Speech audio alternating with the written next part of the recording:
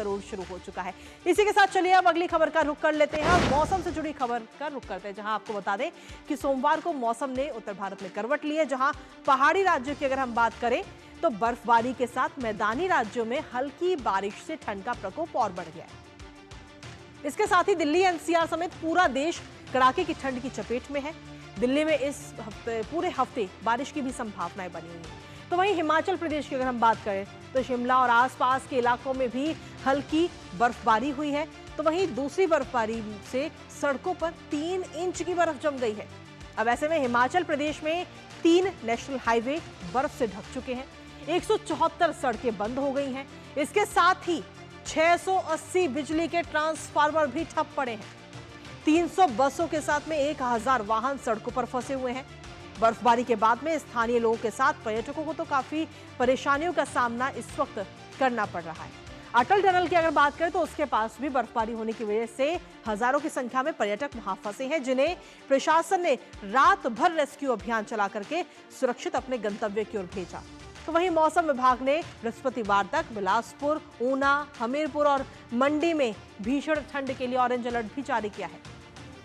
ऐसे में पहाड़ों पर हर तरफ सिर्फ और सिर्फ बर्फ ही नजर आ रही है। जहां एक और बर्फबारी ने सैलानियों, किसानों और व्यवसायियों के चेहरे पर मुस्कान ला दी है, तो वहीं दूसरी तरफ हाईवे और सड़कों के बंद होने के कारण मुश्किलें भी पैदा हो गई हैं। यानी कि कुल मिलाकर अगर हम देखें तो ये बर्फबारी मस्ती के साथ साथ मुश्किल बनती नजर आ रही है, मुसीबत बनती नजर आ रही है। फिलहाल बर्फबारी की कुछ तस्वीरें आपको दिखाते हैं, जहां पर पर्यटकों के चेहरे खुशी से खिले हुए हैं। तो ये 3 तस्वीरें इस वक्त आपको दिखा रहे हैं, शिमला, मसूरी और उत्तरकाशी की ये 3 तस्वीरें, जहां पर भारी बर्फबारी हुई और बर्फबारी की वजह से जो पर्यटक इस वक्त छुट्टियां मनाने के लिए, क्योंकि दिसंबर का अंत का वक्त है, अगले साल शुरू होने वाला है और 6 दिन के बाद अगला साल शुरू हो जाएगा, तो ऐसे में जो पर्यटक हैं छुट्टी लेकर के वहां पर पहुंचे हैं और आनंद उठाते हुए पर्यटक नजर आए। बर्फबारी का भरपूर लुत्फ इन पर्यटकों ने उठाया।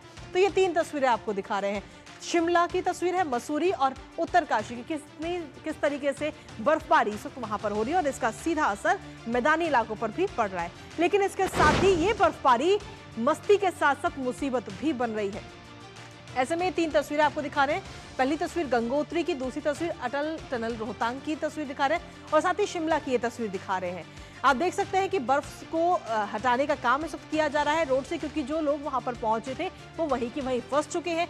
अटल टनल की अगर हम बात करें तो ये बहुत कॉमन रास्ता है और यहाँ के इस रास्ते के जरिए पर्यटक वहां पर पहुंचते हैं और ऐसे में ये रास्ते पे भी कल रात से लगातार जाम लगा हुआ है। 1000 से ज्यादा वाहन वहां पर फंसे हुए हैं और ऐसे में हालांकि जो प्रशासन है वो भी लगातार मुस्तैदी के साथ लोगों को वहां से निकालने की कोशिश इस वक्त की जा रही है। तो ऐसे में अगर कुल मिलाकर हम देखें तो ये जो बर्फबारी है वो मस्ती तो बनी रही है, मस्ती तो है ही, लेकिन इसके साथ ही मुसीबत यानी कि मुश्किलें पैदा करती भी नजर आ रही है। इसी पर ताजा अपडेट लेते हैं। हमारे साथ में शिमला से हमारे सहयोगी धर्म प्रकाश जुड़ रहे हैं। धर्म प्रकाश, अगर देखा जाए तो कल रात से कहीं ना कहीं तस्वीरें लगातार मिल रही हैं कि जो अटल टनल है वहां पर जाम लगा हुआ है, काफी संख्या में वाहन और पर्यटक वहां पर पहुंचे हैं।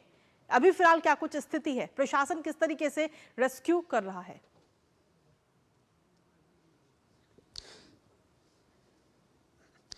प्रशासन बिल्कुल रेस्क्यू की कोशिशों में जुटा है, लेकिन हालात फिलहाल अभी काबू में नहीं आ पाए हैं। बड़ी तादाद में अभी भी वहां पर जो गाड़ियां हैं वो फंसी हुई हैं और लगातार ये कोशिश की जा रही है कि ट्रैफिक जो है उसको सुचारू किया जाए। लेकिन क्योंकि पहले बर्फबारी से पहले बड़ी तादाद में जो पर्यटक है, सैलानी है, वो रोहतांग टनल, अटल टनल का दीदार करने पहुंचते हैं, उसके जरिए हिमाचल की वादियों में दाखिल होते हैं और अचानक बर्फबारी के बाद से वहां पर जो साउथ पोर्टल है उसमें तादाद जो है वो पर्यटकों की काफ़ी ज़्यादा बढ़ गई थी, जिसकी वजह से जो एंट्री पॉइंट जो नॉर्थ पोर्टल है अटल टनल का उसे बंद करना पड़ गया था और उसके वजह से वहां पर जाम की स्थिति पैदा हो गई।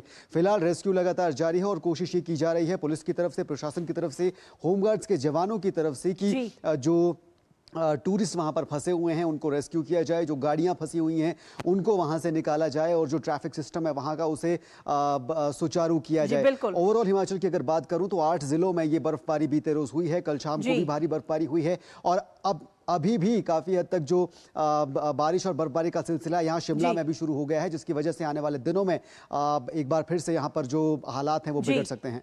धर्म प्रकाश, एक तरफ जहां बर्फबारी की वजह से जाम की स्थिति बन रही है, हाईवे जाम हो रखे हैं, सड़कें जाम हैं, वहीं दूसरी तरफ हम देखें तो बिजली की समस्या भी उत्पन्न हो रही है, क्योंकि बताया जा रहा है कि 350 से ज्यादा जो ट्रांसफार्मर है वो इस वक्त ठप पड़े हैं। उसको लेकर क्या अपडेट है आपके पास?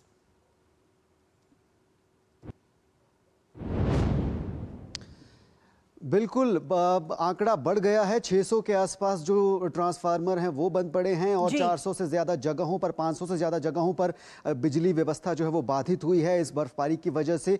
तो जाहिर तौर पर बिजली व्यवस्था भी ठप हुई है, सड़क यातायात ठप हुआ है, पेयजल सप्लाई ठप हुई है, क्योंकि किन्नौर और लाहौल स्पीति के कई क्षेत्र ऐसे भी हैं जहाँ तापमान इतना नीचे गिर गया है कि पेयजल की दिक्कत वहाँ पर आ गई है। जो वाटर रिसोर्सेज हैं, चाहे नेचुरल रिसोर्सेज हो या फिर पाइपलाइन के जरिए, वो भी जमने लगे हैं। यानी कि जनजीवन बुरी तरह प्रभावित हुआ है इस बर्फबारी की वजह से। तो पर्यटक और सैलानी जहां बर्फबारी के दीदार के लिए यहां का रुख करते हैं, वहीं यहां के जो लोकल लोग हैं, जो स्थानीय लोग हैं, उनके लिए ये बर्फबारी काफी हद तक मुसीबत लेकर आई है। साथ ही साथ आने वाले दिनों में इस मुसीबत की और ज्यादा बढ़ने के आसार है, क्योंकि प्रशासन एक तरफ दावा तो कर रहा है कि हालात सुचारू हो जाएंगे, उसको लेकर जमीनी स्तर पर काम भी लगातार चल रहा है, जारी है। लेकिन क्योंकि 27 और 28 को एक बार फिर से भारी बर्फबारी हो सकती है, हैवी स्नोफॉल का प्रेडिक्शन जो है वो IMD की तरफ से दिया गया है, तो न्यू ईयर से ठीक पहले एक बार फिर से प्रदेश में जो हालात हैं वो बेकाबू हो सकते हैं। साथ ही साथ एडवाइजरी भी जारी की गई है पर्यटकों के लिए कि अगर वो हिमाचल का रुख कर रहे हैं तो जरा सावधान रहें, क्योंकि हालात बिगड़ सकते हैं। बिल्कुल, चलिए फिलहाल बहुत बहुत शुक्रिया धर्म प्रकाश, तमाम जानकारी और अपडेट साझा करने के लिए, और लगातार इस खबर पर अपडेट भी हम तक पहुंचाते रहिएगा।